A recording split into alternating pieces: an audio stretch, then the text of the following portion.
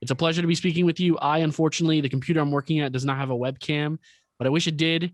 So you could see my face and just how much I loved this film. I really did enjoy it. And I can't wait to tell everybody about it. And so I'm going to start with my first question to all of you, which is, how did you all get started on this film? I know for Ryan, it's his directorial debut. Mary, I believe it's your first acting gig, and Michael, I believe it's yours as well. So can you guys just all give me like a quick idea of how you all got involved with this? Sure, I'll take it from the top. It was a decade ago. I was a young man. No, I was a story artist in animation, and what that kind of means is that I write for a lot of movies, but I do it with drawings. And so Arlo came out of sketches and a bunch of sketches, and Birdie and the whole crew, just sketching these characters over and over and kind of creating a little world and narrative and assigning them kind of personalities and all of that. So I really found something in this kind of funny, toothy, lovable, optimistic, pink-haired alligator kid that I just couldn't. I felt like that needed to be out there. He needed to be in the world, and he needed a group of friends that were just as special as he was, and just as like interesting and fun. And so I just started creating, and it was a long journey to get it to where it's at now. A lot of ups and downs, some rejection, and some big wins. But ultimately, Netflix picked it up. They picked up the movie and then a series to follow. And so I, for the last 3 years, have been just grinding away on this thing and looking for the best possible people to bring on board and collaborate with. And these two, I couldn't think of anyone else. I mean, at this point, Mary is Birdie and Michael is Arlo, and I can't separate them. So. And whoever wants to go next, feel free. Yeah, Michael, I think you were next in the process. I think I'm next, but okay. I need the question repeated, y'all. I'm sorry. How did you get involved with this? I mean, you were the star. So talk to me a little bit how you went from American Idol to this. Oh my gosh. Okay, it was the best process ever. So pretty much everybody probably knows that I've done American Idol. Shortly after, I got this email saying that producers from Netflix want to get in touch with you. And I'm like, okay, that's great. Let's do it. So shortly I find out that they wanted to get in touch with me for me to possibly become the leading role in this huge Netflix animation production. And I mean, ever since then, it's kind of been history. That email led to me going in and reading for the part. It was kind of like a read, but like an introduction almost. I don't think it was considered an audition. No, I'm joking. I'm joking. Yeah. But I think I was pitching you the project. I was like, please take this, please. No, you have to be. Right. And I was like, hot stuff. My manager is like coming in the audition, he's like, you're booked for this later. And I'm like, okay. But no, it was the most organic experience. And I'm just so grateful to be a part. Very grateful to be a part. I love that. Yeah, and I was Mary? Yeah, I was a little bit late. I was a little bit late in the game. I think Brian had been talking to a few other birdies, and I'm still very jealous. And I think you're always the best, though. Yeah, always have been, always will be. But it was really, really exciting to read the script through, and I don't know how many scripts I've looked at over the years. I haven't found the right fit. If I wanted to do a project, it just didn't really work out timing wise, or I don't know how many things came across my inbox that had fat jokes in it, or had like my body size being the butt of the joke. And I think that was just so thrilling about reading for this character who's like 11 feet tall, and she's a fat girl, and she's not the butt of the joke. Like there's nothing that like indicate like that, even like nobody talks about her weight. They just talk about how strong she is and that she's vegan. And I love that there's this like that they kind of that Ryan has made her to be so complex, and I just feel like you don't really get to see that frequently, especially in animation. And but the process for me was pretty traditional through my agency, and I initially read Birdie with this really strong Southern accent, but it turned out that we were just supposed to be our most authentic selves, and I think that really works for the project. And it also makes it really easy to voice act because you're just talking.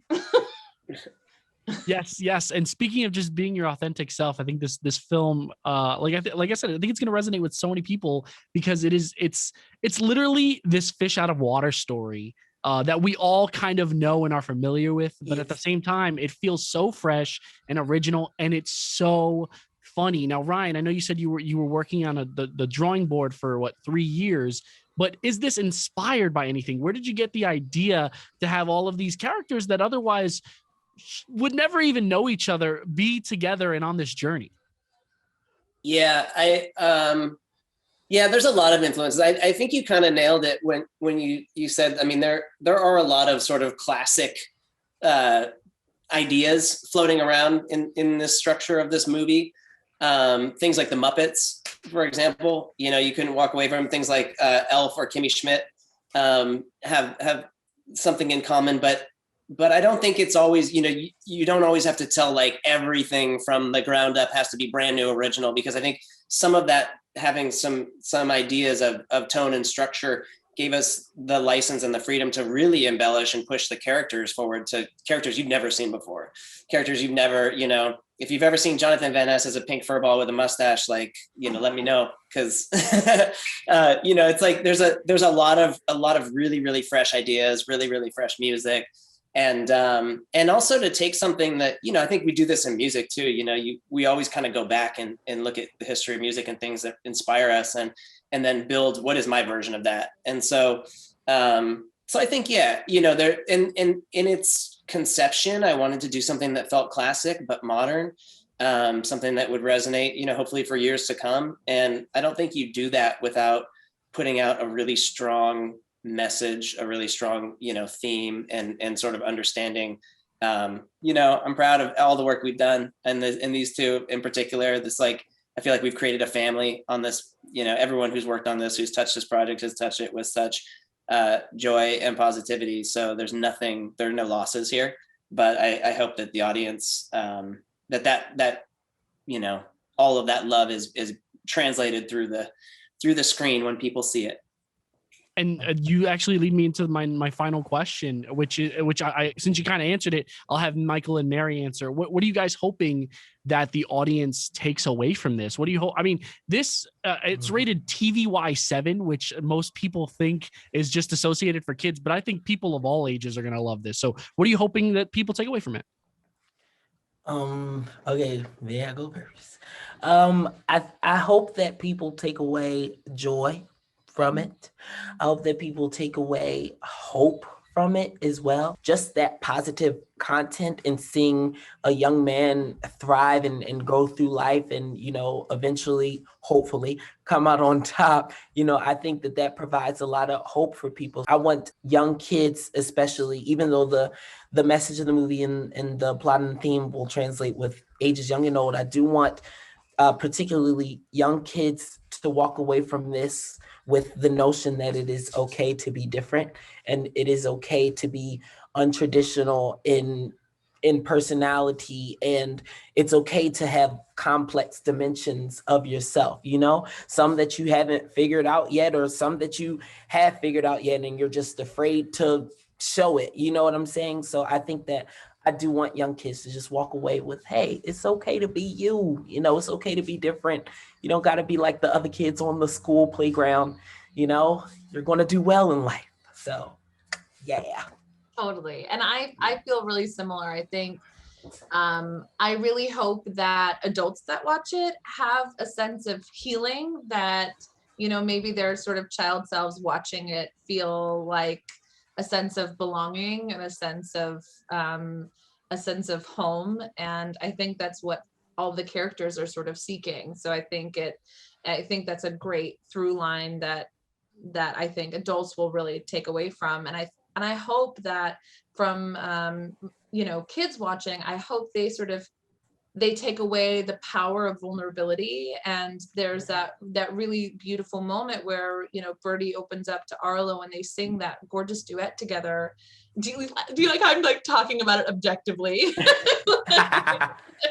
But they, you know, Birdie opens up to Arlo and allows herself to be vulnerable. And in that, she finds this deep friendship. And I think they all experience that together. So I hope that it sort of teaches in little subversive ways of it's okay and good to be vulnerable, you know? Yeah. Guys, thank you so much once again. And I just want to wish you the best of luck with the film. Take care. Thank Thank you. you. So much. Thank you.